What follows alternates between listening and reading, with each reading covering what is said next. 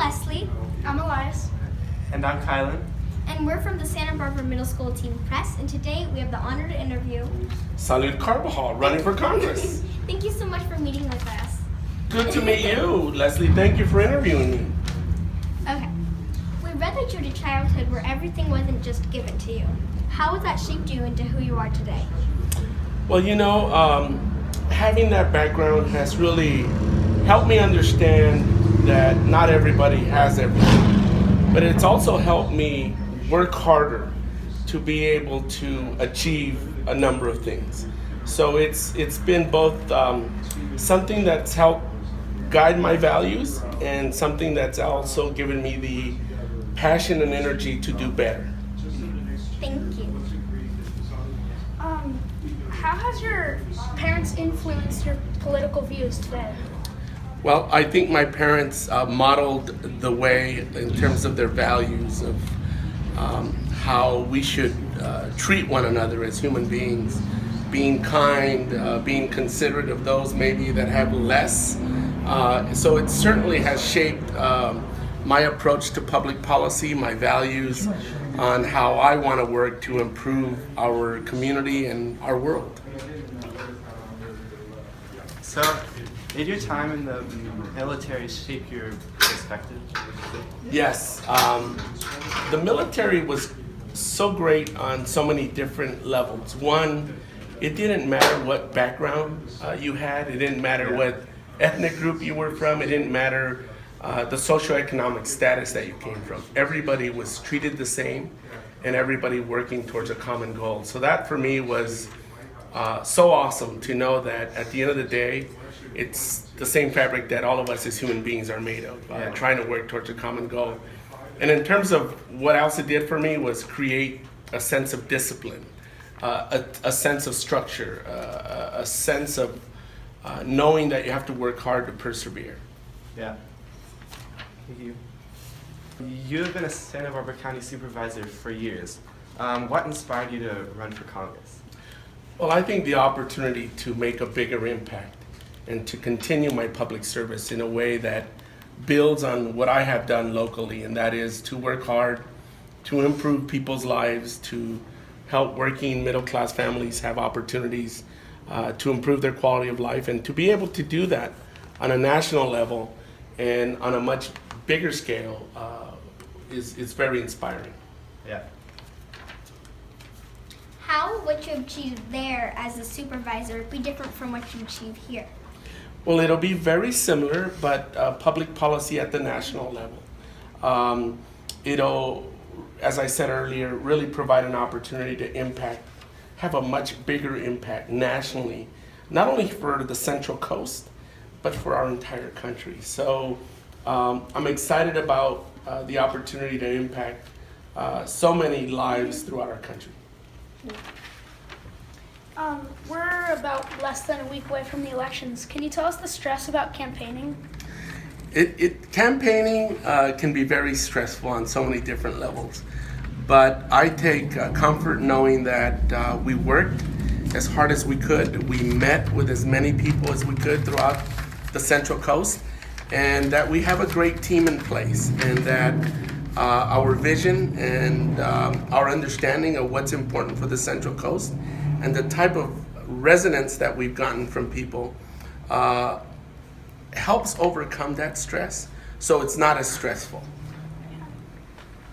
So would you tell us the main difference between you and your opponent, you think? The main differences between me and my opponent are, one, I think first experience. I think, I've served in local government, I've served in many other capacities, I've had many other employment opportunities, and I think that I have a track record of many successes in improving the lives of residents here on the Central Coast. I think that's the primary difference. Secondary, we have many significant differences on policies pertaining to women's reproductive rights, on policies pertaining to the minimum wage, raising the minimum wage. My opponent disagrees with that. I believe that within the Second Amendment we can also have sensible gun laws. My opponent does not believe in that. I am against offshore oil drilling for the very reasons that it poses a detriment to our health and safety, our environment, and our economy.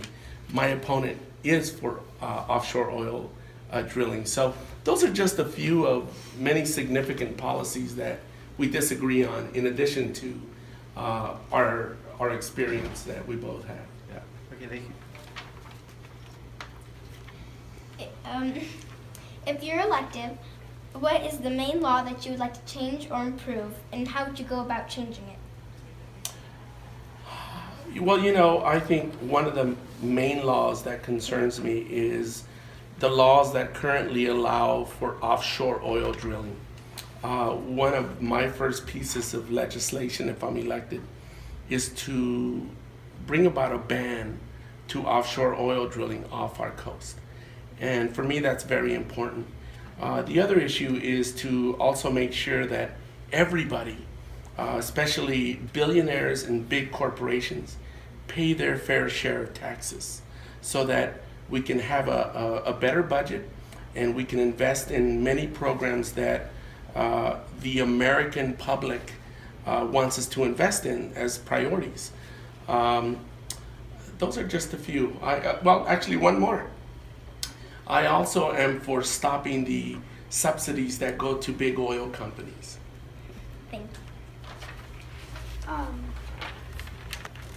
What are your thoughts on the upcoming presidential election?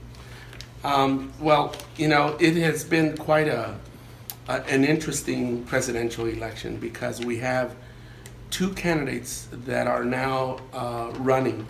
One that is extremely qualified and has modeled civility and the types of values that I think we as Americans hope to aspire to in terms of in our representatives. And we have another candidate who, in Donald Trump, who has, I think, demonstrated the worst of the worst and has really impugned the civility that we all aspire to.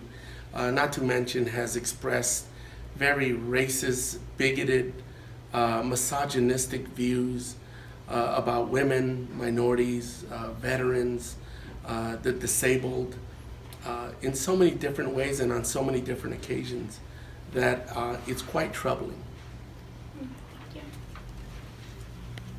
So, what do you think about Donald Trump's ideas if he was elected president? You know, Donald Trump, I couldn't have more significant differences with what Donald Trump stands for. I think he is unfit to run for president. He's unfit to be our president. And the candidate I am supporting is Hillary Clinton. Okay, thank you. You already touched on Hillary, but are there any specific ideas about Hillary Clinton, if she's elected president, that you agree with? I agree with many things that Hillary Clinton has outlined. For instance, making our higher education community colleges tuition free. I also agree with her in fighting to make sure that higher education is accessible to everyone, expanding financial aid, and allowing students who have amassed a significant burden in student loan debt to be able to refinance that debt. And I also agree with Hillary Clinton that we need to do everything possible to lift up all Americans and to fight for women's reproductive rights, to fight for the civil rights of all groups, and to make sure that we are doing everything possible to ensure that everybody has economic prosperity and opportunities, not just the very wealthy, but everyone in the United States, so that everybody could strive and achieve the American dream. Thank you so much. We look forward to our first female president. Me too. Me too. Good luck. Thank you, Leslie. Thank you. Kylan, Yeah. and Elias. Yes. Elias, good to meet you. Thank you guys. Thank you guys for the opportunity. This is very cool. And good luck. Yeah, thank you. Good luck. Thank you.